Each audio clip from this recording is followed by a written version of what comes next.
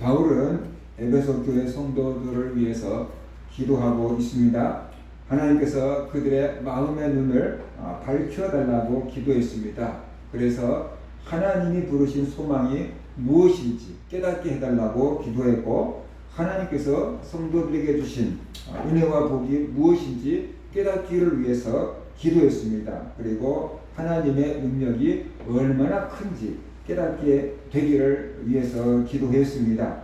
오늘 본문 말씀을 보면은 하나님의 능력이 얼마나 큰지 바울이 에베소 교회 성도들에게 알려주고 있습니다. 하나님의 능력이 얼마나 큰지, 하나님의 능력이 그리스도 예수 안에서 역사하셨다라고 말하고 있습니다. 20절에 보면 그의 능력이 그리스도 안에서 역사하사라고 말하고 있습니다. 어떻게 하나님의 능력이 그리스도 안에서 역사하셨을까? 하나님이 그리스도를 통해서 하신 일이 바로 하나님의 능력을 보여주는 것이고, 하나님께서 그리스도에게 행해 주신 것, 바로 그것이 하나님의 능력을 볼 수 있는 길이다라고 말하고 있습니다. 그래서 이 첫 번째로 보면은 하나님이 그리스도를 죽은 자 가운데서 다시 살리셨다라고 말하고 있어요. 우리는 기적, 그러면은 이게 죽을 병에 걸렸다가 살아나거나 또 위험한 사고 가운데서 멀쩡히 살아나오거나 뭐 그런 것들을 기적이라고 생각을 하지요. 그런데 하나님의 능력은 죽은 자 가운데서 예수 그리스도를 살렸다라고 말하고 있습니다. 세상에 그 누가 죽은 사람을 살릴 수가 있겠습니까?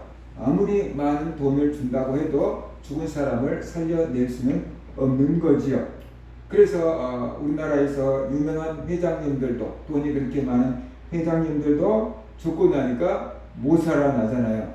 그렇죠? 북한에 있는 그 권력자도 죽고 나니까 미라 상태로 만들어 놓은 거지 살릴 수가 없잖아요. 그러니까 아무리 많은 돈이 있어도 죽은 사람을 살리지 못하고, 아무리 대단한 권세를 갖고 있어도 죽은 사람을 살릴 수 못하고, 아무리 의술과 과학이 뛰어나다고 해도 죽은 사람을 살릴 수는 없는 것입니다. 그런데 하나님은 예수 그리스도를 살리셨다.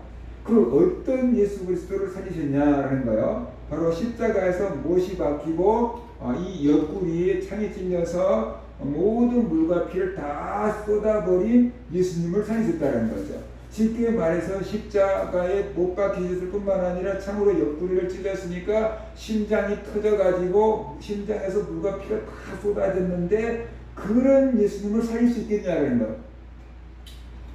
심장이 망가지면 사람은 그걸로 끝나는 거잖아요. 뇌가 망가져도요, 사람은 심장은 뛰어요. 교통사고로 뇌를 다쳐도 심장은 뛰고 있어요. 그러니까 뇌사라는 판정을 내리잖아요.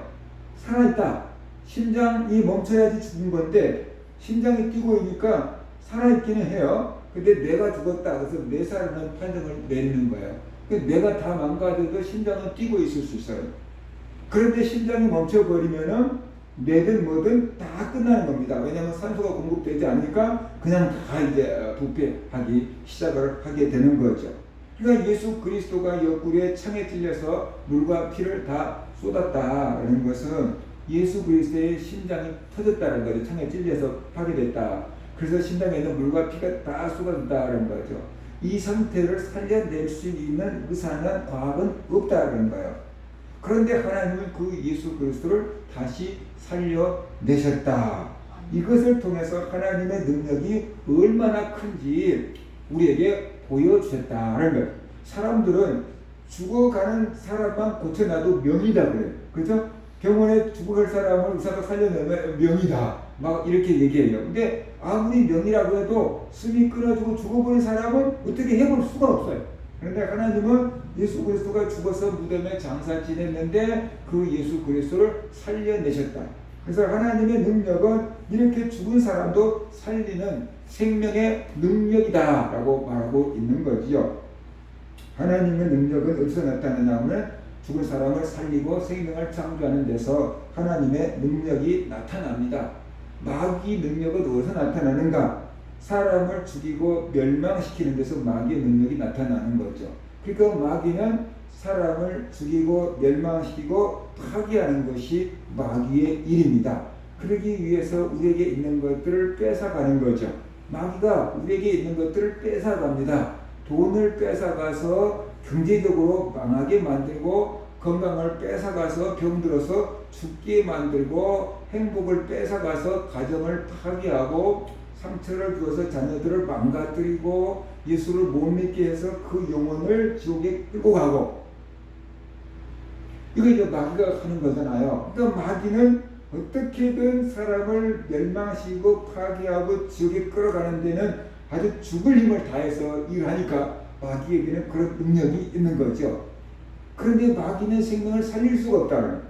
죽은 생명을 살려낼 수가 없다. 지옥 간 영혼을 지옥 가게 할 수가 없다. 그런데 하나님은 죽은 사람을 살려내고 지옥 가야 될 영혼을 천국 가게 만들고 죄인을 용서해주고, 그래서 모든 것을 회복시키는 능력이 있는 겁니다. 하나님은 무너져버린 경제도 회복시킬 수가 있고, 그죠? 무너져버린 경제도 회복시킬 수가 있게 되는 것입니다. 그리고 하나님은 병든 몸도 치료하고 회복시켜 줄 수가 있는 것이고요.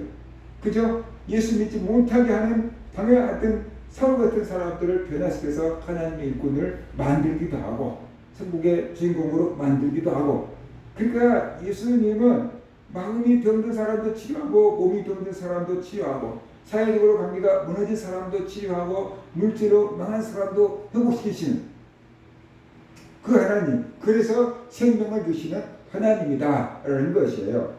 여기에서 바로 하나님의 능력이 진가를 발휘하게 된다는 것입니다. 그래서 이런 능력은 아무나 갖고 있는 게 아니다. 오직 하나님만이 이런 능력을 가지고 있다.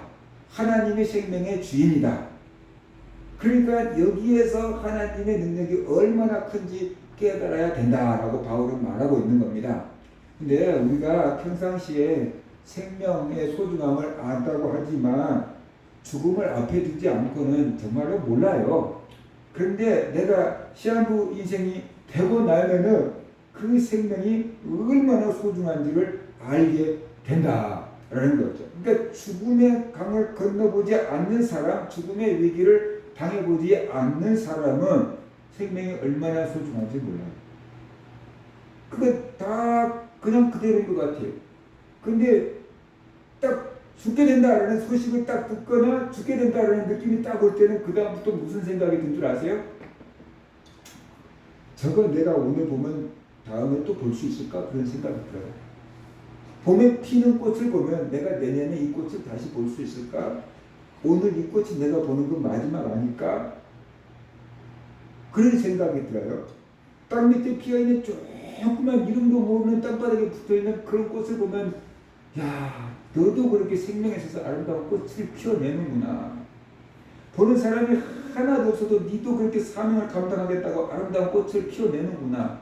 하나님 앞에서 니는 죽도록 네 사명을 다 감당하고 있구나. 근데 이제 나는 이제 꽃이 다 피는구나. 그런 생각이 들어요.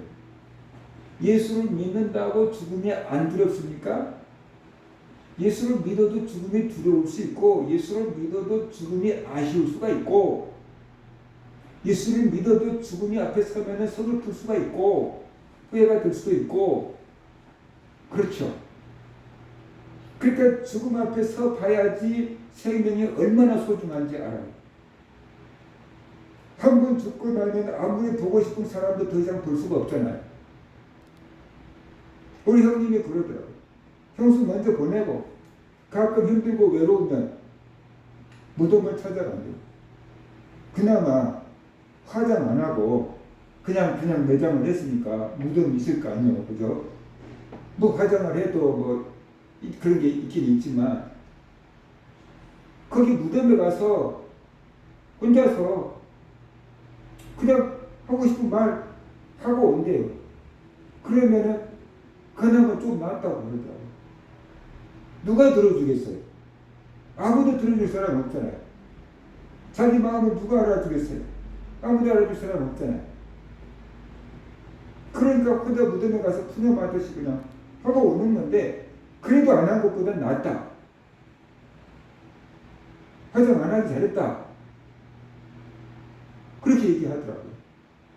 한 번 죽고 나면은 아무리 보고 싶어도 더 이상 볼 수가 없는 것이. 그러니까 이 죽음을 다 경험하고 나면은 세상이 달라져. 보는 게 다 달라져. 근데 그게 안 경험하고 나면은요, 이거 마냥 볼 수 있는 것처럼 생각이 돼. 그러니까 귀하게 안 보여요. 있고, 오늘도 보고, 내일도 보고, 내년에도 피겠지 뭐, 이런 생각이 드니까 이게 자세히 안 보게, 소중하게 안 보여요. 그런데 이제 시한부가 딱 떨어지고 나면은, 아, 금년이 마지막이었는데, 그런 생각이 들지. 어떤 그 가수로 활동했던 사람이 이제 시력을 다 잃게 된다. 이제 뭐 몇 달 안에 시력이 완전히 이제 안 보이게 될 거다. 지금 조금 보이는데 완전하게 잃게 될 거다라는 병원에서 진단을 받았대요. 고칠 수 없는 그 눈병이 이제 있어가지고, 그랬더니 부인이 그랬대요. 당신이 그나마 조금 볼 수 있을 때 당신이 가서 보고 싶은 거 다 보고 오라고. 그리고 그것을 담고 오라고. 앞으로는 더 못 볼 것이니까. 그래서 며칠간 전국을 돌아다니면서 여행을 했대요. 전국 좋다고 하는데 가서 여행을 하는데 그 사람이 사진을 찍어 놓은들 다음에 그 사진을 볼 수 있어요? 없어요? 못 보잖아요. 우리는 그냥 멋있는 경치 보면 찰칵, 다음에 그치고, 이거 또 다음에 가서 찰칵, 이렇게 하는데 그 사람은 가서 사진을 찍을 수가 없고 그 아름다운 경치를 눈에다가 집어넣고 왔대요. 이제 내가 마지막 보는 거다. 앞으로는 더 나는 볼 수가 없다. 이제 이 머릿속에다가 집어넣어야지 기억을 할 수 있는 것이지 더 이상 볼 수는 없다. 그러고 왔대요. 이제는 볼 수가 없어요. 그 사람. 근데 우리가 세상을 볼 때 그렇게 봅니까? 당연히 보는 거지. 내일도 볼 수 있는 거지. 모레도 볼 수 있는 거지. 뭐 이런 식으로 스트레스 나가면서 봐버리지. 그렇게 소중하게 생각하고 보느냐라는 거예요. 그렇지 않잖아요. 이거 마냥 기회가 있는 것처럼 생각을 하는데 그 기회가 다시 없을 수도 있다. 그것을 우리가 알아야 돼요. 그것을 우리가 알아야 된다는 거죠. 그래서 바울은 하나님의 능력이 얼마나 큰지를 설명하는데 예수 그리스도를 죽은 자 가운데서 살려내셨다. 그것이 바로 하나님의 위대하심이고 그것이 바로 하나님의 능력이다. 세상에 이보다 더 큰 능력이 어디 있겠느냐? 누가 하나님 같은 능력을 가질 수 있겠느냐? 그 얘기를 하고 있는 겁니다. 지금 에베소에는 굉장히 우상을 섬기는 사람들이 많고 마술을 행하는 사람들도 굉장히 많았어요. 물론 바울의 복음을 듣고 마술책을 갖다가 다 불사르기도 했지만 그 에베소라는 지역의 토양이 모든 문물이 왔다 갔다 하는 지역이었고 그러니까 무역이 활발했던 곳이니까 여러 지역의 사람들이 왔다 가기도 했고 그런 사람들이 물질이 풍부하잖아요. 무역을 하니까 물질이 풍부하니까 어떻게 돼요? 그것도 쾌락 즐길 수 있는 그런 것들이 많았고 온갖 우상과 미신들이 잔뜩 있는 곳이 에베소였어요. 그러니까 다 자기들이 믿는 신들이 최고라고 생각했을 거 아니에요. 그런데 바울은 니네들 신들 중에서 죽은 사람을 살릴 수 있는 신이 있느냐는 거죠. 하나님은 예수 그리스도를 죽은 자 가운데 살리셨다. 이런 신이 있냐? 없다. 오직 하나님만이 이렇게 할 수 있다. 하나님의 능력은 이거다. 죽은 사람을 살릴 수 있다. 그러니까 하나님을 믿고 따르고 의지해야 된다. 하나님을 신뢰해야 된다. 그 얘기를 지금 하고 있는 겁니다. 그래서 우리는 세상을 살아갈 때 돈이 있는 사람이 제일로 큰 능력이 있어 보여요. 세상에서는 돈이 굉장한 힘을 발휘하잖아요. 그래서 돈이 많은 사람이 굉장히 큰 힘을 가지고 있는 것처럼 보이는데 그게 아니다. 생명을 죽이고 살릴 수 있는 하나님이 가장 큰 능력자다라는 것을 우리에게 말해주고 있다라는 것이 그렇게 말해주고 있다. 그러니까 우리 형님이 형수 보내고 깨달은 게 그건 그렇게 보면 뭐하게 그러면 돈 그렇게 벌어서 뭐하게? 그렇게 얘기하는 거예요. 물론 뭐 배부른 소리다라고 할 수 있겠지만 그것을 통해서 자기는 어떤 것을 깨달은 거죠. 삶의 뭔가를 깨달은 거죠. 돈을 벌려고 그렇게 아웅다웅 할 필요가 없구나. 죽고 나니까 끝이구나. 그러니까 자식들한테 돈 이렇게 뭐 조카가 하던 사원이 불나버렸대요. 하우스가 불나고 신물이 탁 타버리고 막 그랬대요. 그런데 아들한테 그랬대잖아요. 다시 시작하면 되지. 돈이 뭐가 중요하다고. 살아있으면 됐다. 네 안 다쳤으면 됐다. 그랬대잖아요. 그 말이 맞잖아요. 살아있으면 됐고 아들 안 다쳤으면 된 거죠. 그죠? 그것만도 감사한 거잖아요. 그 생명이 가장 소중한데 바로 하나님이 생명을 살리신다. 죽으신 예수님을 다시 살리셨다. 여기에서 바로 하나님의 능력을 보여준 거다. 그러니까 하나님의 능력이 얼마나 큰지 깨달아라 라고 지금 말하고 있는 겁니다. 그래서 우리도 하나님의 능력이 얼마나 큰지 깨달아야만 되는 것입니다. 하나님의 능력은 죽은 자를 살리시는 바로 그 능력이다 라는 것을 우리가 알아야 됩니다. 바로 성도들은 예수 그리스도 안에서 부활한다. 성도들은 예수 그리스도 안에서 부활할 사람들이다 라는 거죠. 그래서 죽음이 끝이라고 생각하면 안 됩니다.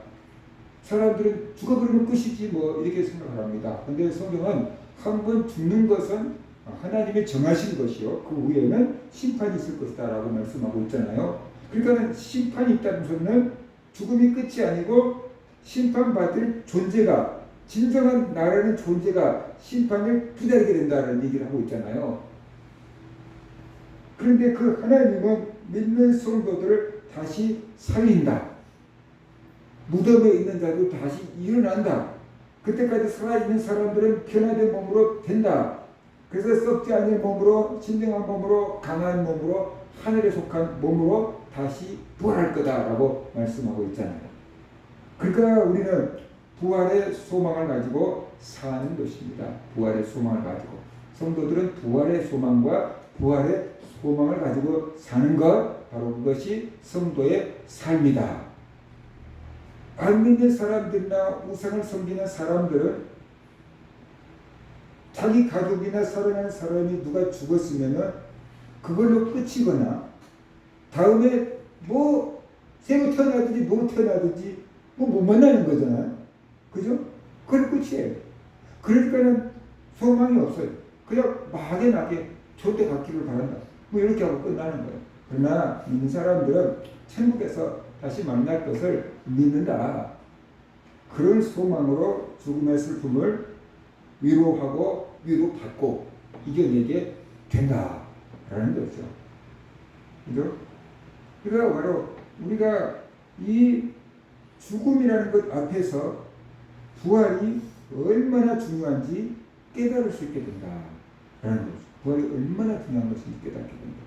다시 만날 수 있는 그 약속, 그걸 믿으니까 그 어려움을, 고통을 이겨낼 수가 있게 되지 않느냐라는 것이에요. 그래서 바로 이 예수 그리스도를 살리신 하나님은 예수 그리스도만 살린 게 아니고 죽은 성도들도 살린다. 마지막 날 주님이 다시 오실 때 죽은 성도들도 살린다. 그래서 주님의 목소리를 들으면 다 살아난다 라는 것입니다. 또 그때까지 살아있는 사람들도 변화가 돼서 주님을 만나고 영원한 천국에 들어가게 될 거다라는 것이 성경의 가르침이잖아요. 그러니까 우리가 이런 소망을 가지고 살아갈 수가 있게 되는 겁니다. 어떠한 미신을, 어떠한 종교를 가져도 이런 소망을 갖기가 어려운데 하나님은 예수 그리스도를 살려주심으로 너희들도 다시 살 수 있다라는 부활의 소망을 갖게 하신 겁니다. 그래서 우리가 몸이 다시 사는 것과 영원히 사는 것을 믿사옵나이다 라고 고백하잖아요. 몸이 다시 산다. 그러나 그 몸이 지금 이 상태의 몸은 아니다. 100% 이 상태의 몸은 영적인 세계에서 살 수가 없습니다. 하늘나라에서 살 수가 없습니다. 그러니까 하늘나라에서 살 수 있는 몸으로 바꿔주는데 변화가 될 거다 그랬어요. 하늘나라에서 살 수 있는 몸으로 바꿔주는 거죠. 그게 변화가 일어나서 하늘나라에서 살 수 있는 몸인데 지금 이 몸은 병든 몸이고 약한 몸이고 썩어질 몸이고 죄에 지는 몸인데, 그때는 병들지 않는 몸으로, 강한 몸으로, 썩지 아니할 몸으로, 다시는 죽지 아니할 몸으로, 죄짓지 않을 몸으로, 영화로운 몸으로 바꿔준다는 거죠. 그 바꿔져서 주님의 나라에서 영원히 살게 된다.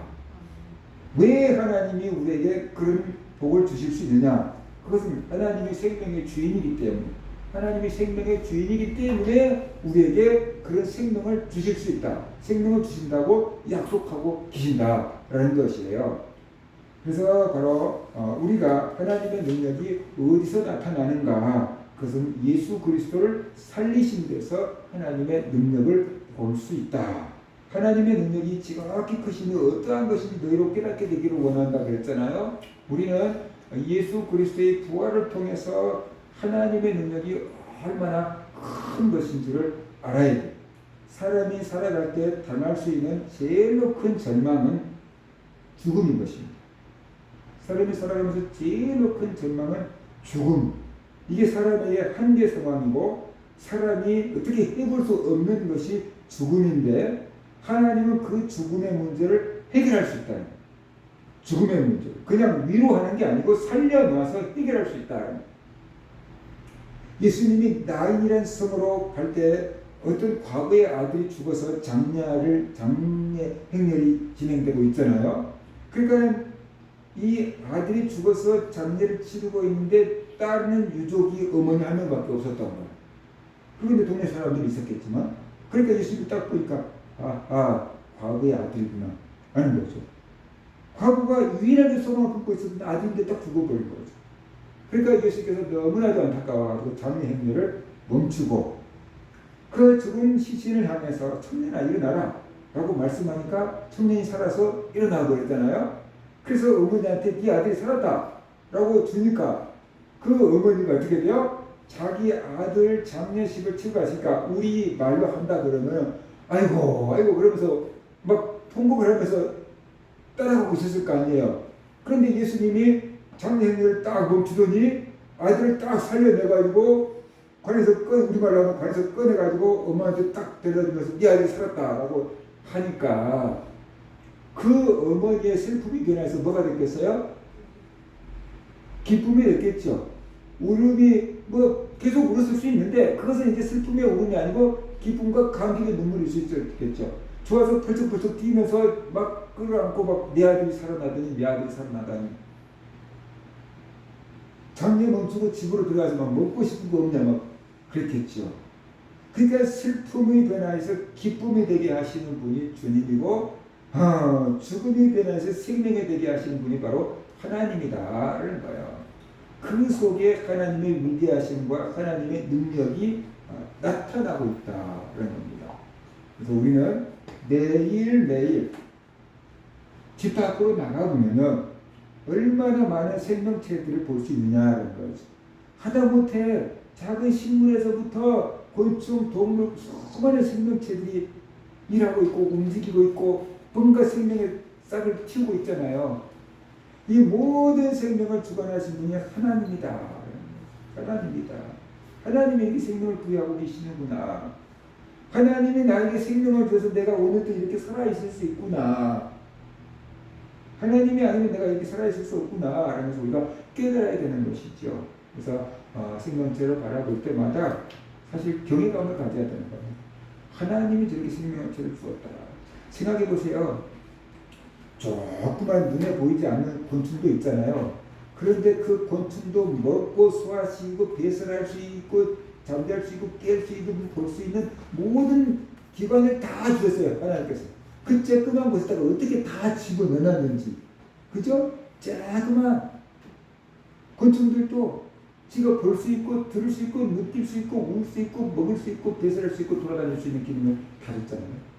하나님께서 그렇게 생명을 주신 겁니다. 그래서 예수 그리스도를 다시 살리신 그 하나님, 그것이 정말로 큰 능력이다. 이런 것을 우리가 알아야 되고, 그 다음에 그 하나님께서 우리에게 부활의 생명을 주신다. 부활의 생명을 주신다. 그래서 그 부활의 소망을 가지고 살아가는 그런 성도들 되시기를 주의 이름으로 축원합니다. 아멘.